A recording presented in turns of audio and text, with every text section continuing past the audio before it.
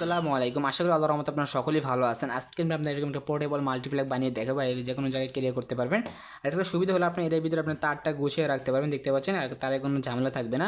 তখন এটা আমি টান দিব, দেখবেন এই টোপেন তো যদি টান দিই আমি এখান থেকে তারটা খুব সুন্দরভাবে তখন বেরোয় আসতেছে। আর যখন আপনার এখানে 16 যে বোর্ডটা আছে যদি ঘুরান দিতে তখন তারটা কিন্তু ভিতরে সুন্দরভাবে ঢুকে যাচ্ছে, এটা দেখতে পাচ্ছেন। এই জন্য বলছি তার কোনো আর ঝামেলা থাকবে না। এটা আপনি কীভাবে বাসার ভিতরে তৈরি করে নেবেন সেটাই আজকে ভিডিওতে দেখানো হবে। চলুন ভিডিওটি শুরু করা যাক। সর্বপ্রথম প্রয়োজন হবে এরকম একটা পিপিসি পাইপ, দেখতে পাচ্ছেন এখানে আমি 6 ইঞ্চি আকার একটা পিপিসি পাইপ নিয়ে নিয়েছি। সো এটা আমি আগে থেকে বানানো ছিল, এই জন্য আমি আপনাদের এইভাবে দেখাচ্ছি। সো দেখতে পাচ্ছেন একটা 6 ইঞ্চি পিপিসি পাইপ কেটে নিয়ে দেন আমরা এই পাশে যে তলাটা আছে এক্সট্রাভাবে লাগিয়ে দিয়েছি, দেখতে পাচ্ছেন একটা তলায় লাগিয়ে দিয়েছি। আর এখানে উপরে একটা তলা লাগবে, আচ্ছা যে উপরে একটা তলা নিয়ে নিয়েছি, দেখতে পাচ্ছেন এই তলাটা ঠিক যে উপরের যে মাপে আমরা কেটে নিয়েছি পিপিসি পাইপটি। আর এইখানে দেখতে পাচ্ছেন একটা গোল মাপে আকারে কেটে নিয়েছি, যে এইখান থেকে আমরা একটা 3 ইঞ্চি সাথে একটা পাইপ ঢোকাতে পারি।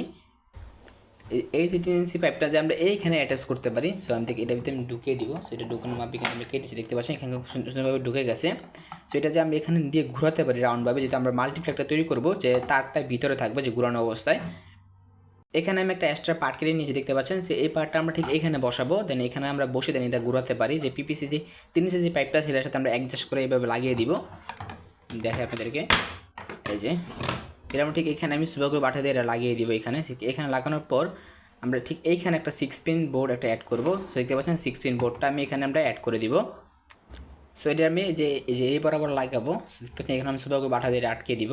সো ফটাফট এগুলো কাজটা করা যাক। আর এখানে আমি যে কাজটা করবো এটা আমি স্ক্রুতে সিস্টেম করব।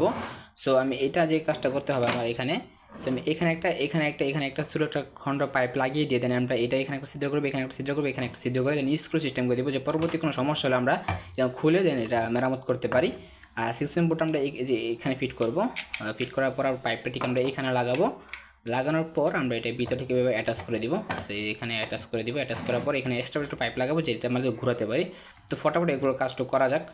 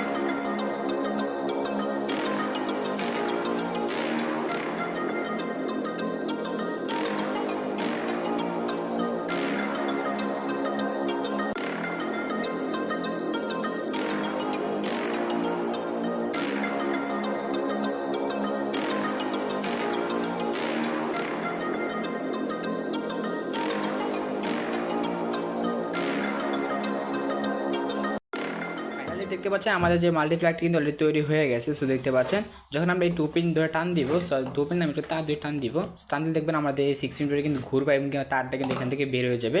যখন আমরা এই 6 পিন বোর্ড থেকে ঘুরান দিব, তো দেখতে পাচ্ছেন তারটা কিন্তু ভিতরে ঢুকে যাবে। তো এর জন্য খুব একটা সুবিধা, যে কোনো জায়গায় ক্লিয়ার করতে পারবেন। সেখানে এটা মাধ্যমে আমি কিছু চালিয়ে দেখাই, তারটা বের করে দিই।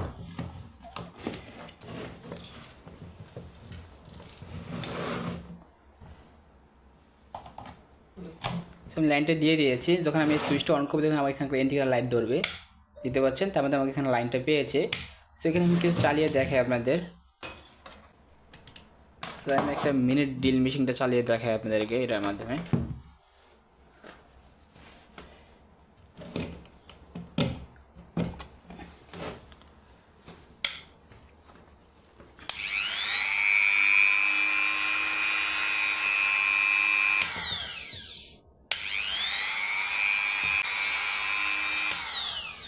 এখানে আমি আরেকটা ফ্যান চালিয়ে দেখাই আপনাদেরকে, যে এসি ফ্যানগুলো বড় যে খাসা ফ্যানগুলো আছে কারেন্টে, ওই ফ্যানটা ধরে। সো এখন আমি সুইচটা যদি অন করি, তো আমার সাথে এই ফ্যানটাও চলবে এবং ড্রিল মেশিনটাও চলবে। সো ফ্যানটার সুইচটা দিয়ে দিলাম, ধরে।